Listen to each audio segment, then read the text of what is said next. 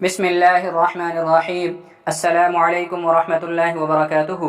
حضرت ابو ہریرہ رضی اللہ تعالیٰ عنہ نبی کریم صلی اللہ علیہ وسلم سے بیان کرتے ہیں کہ آپ صلی اللہ علیہ وسلم نے فرمایا، جب زمانہ قرب قیامت یعنی قریب آ جائے گا تو مسلمان کا خواب جھوٹا نہیں ہوگا۔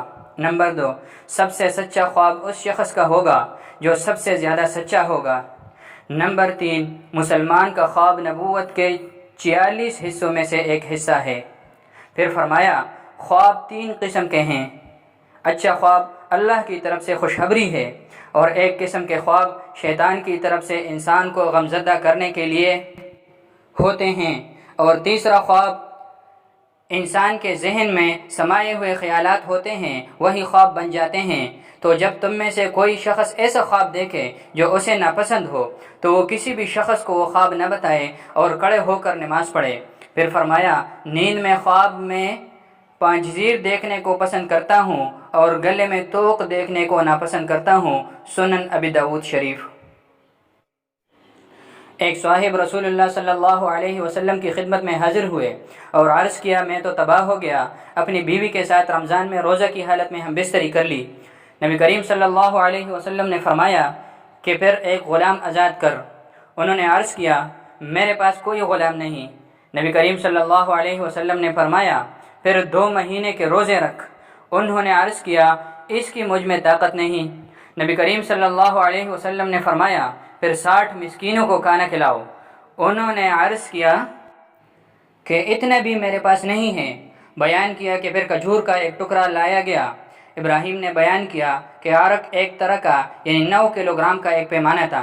نبی کریم صلی اللہ علیہ وسلم نے فرمایا کہ پوچھنے والے کہاں ہیں؟ لو اسے صدقہ کر دینا۔ انہوں نے عرض کیا، مجھ سے جو زیادہ محتاج ہو اسے دوں؟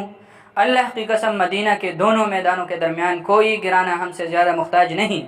اس پر نبی کریم صلی اللہ علیہ وسلم ہنس دیے اور آپ صلی اللہ علیہ وسلم کے سامنے کے دندان مبارک کھل گئے۔ اس کے بعد فرمایا کہ اچھا، پھر تو تم میاں بیوی ہی اسے کھا لو۔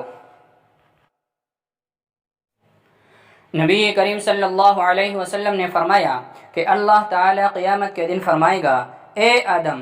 آدم علیہ السلام عرض کریں گے، میں اطاعت کے لیے حاضر ہوں، مستعد ہوں، ساری بلائیاں صرف تیرے ہی ہاتھ میں ہیں۔ اللہ تعالی فرمائے گا، جہنم میں جانے والوں کو یعنی لوگوں میں سے الگ نکال لو۔ آدم علیہ السلام عرض کریں گے، اے اللہ، جہنمیوں کی تعداد کتنی ہے؟ اللہ تعالی فرمائے گا کہ ہر 1000 میں سے 999۔ اس وقت کی ہولناکی اور وحشت سے بچے بوڑھے ہو جائیں گے اور ہر حاملہ عورت اپنا حمل گرا دے گی۔ اس وقت تم خوف اور دہشت سے لوگوں کو مدہوشی کے عالم میں دیکھو گے، حالانکہ وہ بے ہوش نہ ہوں گے، لیکن اللہ کا عذاب بڑا ہی سخت ہوگا۔ صحابہ کرام نے عرض کیا، یا رسول اللہ، وہ ایک شخص ہم میں سے کون ہوگا؟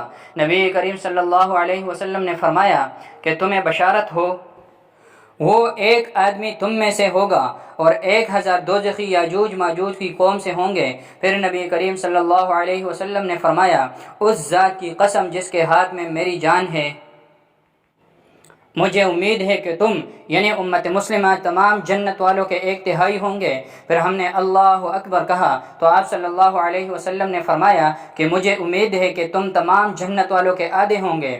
پھر ہم نے اللہ اکبر کہا۔ پھر آپ صلی اللہ علیہ وسلم نے فرمایا کہ محشر میں تم لوگ تمام انسانوں کے مقابلے میں اتنے ہوں گے جتنے کسی سفید بیل کے جسم پر ایک سیاہ بال، یا جتنے کسی سیاہ بیل کے جسم پر ایک سفید بال ہوتا ہے۔